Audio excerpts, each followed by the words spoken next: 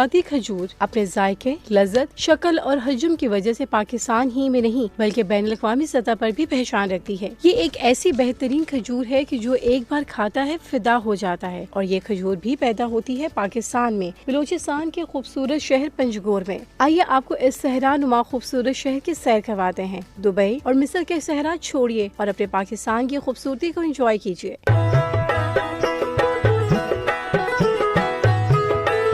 پنجگور صوبہ بلوچستان پاکستان کا جنوبی ضلع ہے۔ ماضی میں پنجگور مکران ڈویژن کی 3 تحصیلوں میں سے ایک تھا۔ جب ضلع مکران ڈویژن کا حصہ بن گیا تو پنجگور ضلع بن گیا۔ کچھ شہر جیسے تعصب، کولگان، وشبود، گرام کان، سراوان، کبران، چٹکان، تار آفس، ساری کولان، بونستان، سارے قلات اور سرد پنجگور ضلع میں آتے ہیں۔ پنجگور ان صوبہ بلوچستان کے اس ضلع صدر مقام ہے۔ پنجگور میں کل 16 یونین کونسل ہیں اور اس کا مرکز چٹکان ہے۔ صوبہ بلوچستان کا مشہور دریا خشان اسی ضلع سے گزرتا ہے۔ بلوچستان اسمبلی میں پنجگور کی 2 نشستیں ہیں۔ اس شہر کو کھجوروں کی سرزمین بھی کہا جاتا ہے۔ موسم کے لحاظ سے یہ گرمیوں میں گرم اور سردیوں میں سرد رہتا ہے۔ یہاں کی زیادہ تر آبادی کا انحصار مالی مویشی کے کاروبار پر ہے۔ ضلع پنجگور میں شہر چتکان، گرمکان، سیروکور اور بونستان شامل ہیں، جن کو پہاڑوں سے نکلنے والے 5 دریا ایک دوسرے سے علیحدہ کرتے ہیں۔ یہ چھوٹے چھوٹے دریا تو بہت سے ہیں، لیکن اہم رخصان گوار یا گوردار ہیں۔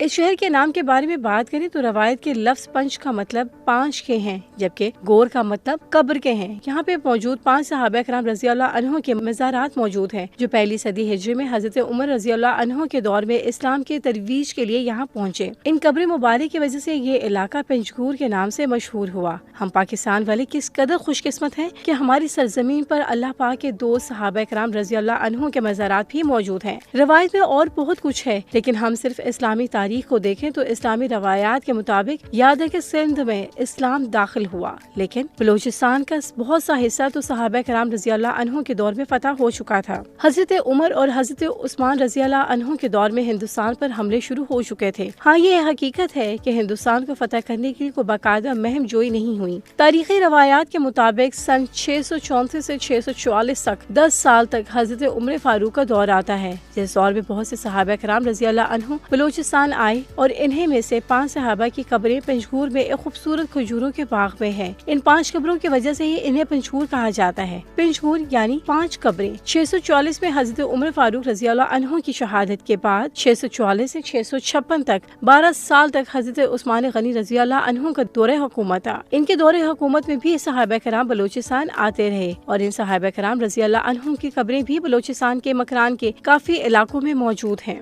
حضرت عثمان غنی کی شہادت 656 میں ہوتی ہے۔ حضرت عمر فاروق اور حضرت عثمان غنی دور میں مسلسل صحابہ کرام بلوچستان کی طرف تشریف لاتے رہے، اور بلوچستان کے بہت سے علاقوں میں ان کی قبریں بھی موجود ہیں۔ حضرت عثمان غنی رضی اللہ عنہ کے دور اقتدار ختم ہونے کے بعد حضرت علی رضی اللہ عنہ کے دور حکومت شروع ہو جاتا ہے، جو 656 سے شروع ہو کر 661 تک قائم رہتا ہے۔ تاریخ کے مطابق ان دور حکومت میں بھی صحابہ کرام رضی اللہ عنہ بلوچستان آتے تھے۔ 632 سے لے کر 661 تک خلفاء راشدین کے دور میں مسلسل صحابہ کرام تشریف لاتے رہے، جو آج بلوچستان کے مختلف علاقوں میں مدفون ہیں۔ اس کے علاوہ اگر مشہور بزرگوں کی بات کی جائے تو اس شہر میں شاہ و قلندر اور پیر عمر جان جیسے 2 بزرگوں کے مزارات بھی موجود ہیں۔ مکران ڈیموگرافی میں پنجگور کو ایک الگ ہی مقام حاصل ہے۔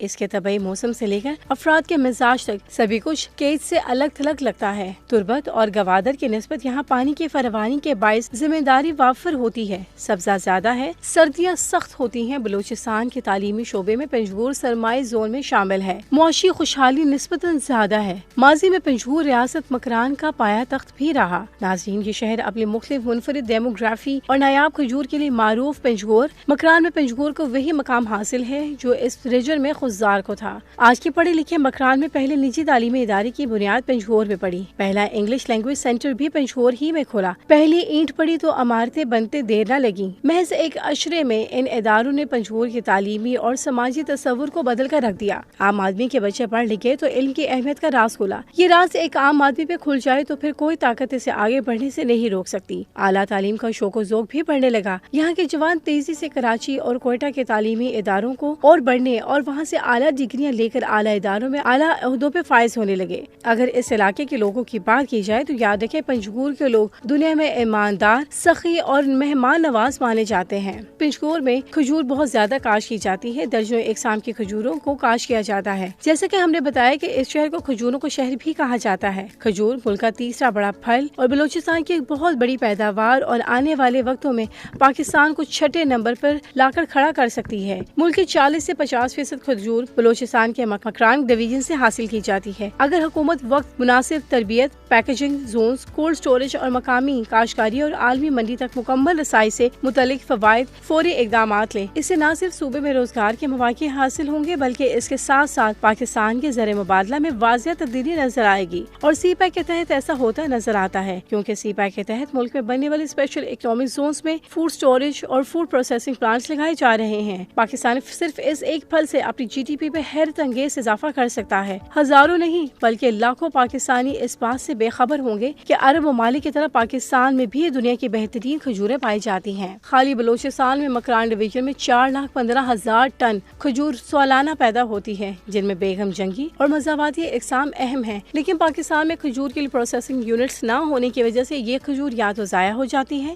یا کوڑیوں کے بھاؤ بکتی ہیں۔ لیکن سی پیک کے تحت پاکستان کو ہونے والے اس نقصان کو پورا کیا جا سکتا ہے۔ سی پیک موٹر وے N85 بھی اس شہر سے گزر رہی ہے۔ سوراب ہوشاب ہائی وے جس کو N85 کہا جاتا ہے، صوبہ بلوچستان کے جنوبی علاقوں تک رسائی حاصل کرنے کے لیے ایک اہم سڑک ہے۔ یہ روڈ ضلع کرلات کے شہر سوراب سے پاکستان کے صوبہ بلوچستان میں پنجگور، ناگ اور باسیما کے راستے سے ہوتے ہوئے شاب نامی قصے تک جاتی ہے۔ اس کے بعد یہ پاکستان کی اہم ترین روڈ گوادر M8 موٹر وے سے جڑتی ہے جو اسی سال مکمل ہو جانے کی امید ہے۔ اس کی کل لمبائی 487 کلومیٹر ہے۔ یہ شاندار روڈ 2017 تک مکمل ہوئی اور اس ایک روڈ نے پنجگور کو گوادر تک رسائی دی، یعنی اب اس شہر کے لوگ گوادر فری زون اور گوادر پورٹ پہ کاروبار کر کے اپنا مال دنیا بھر کو بیچ سکتے ہیں اور اپنے حالات ٹھیک کر سکتے ہیں۔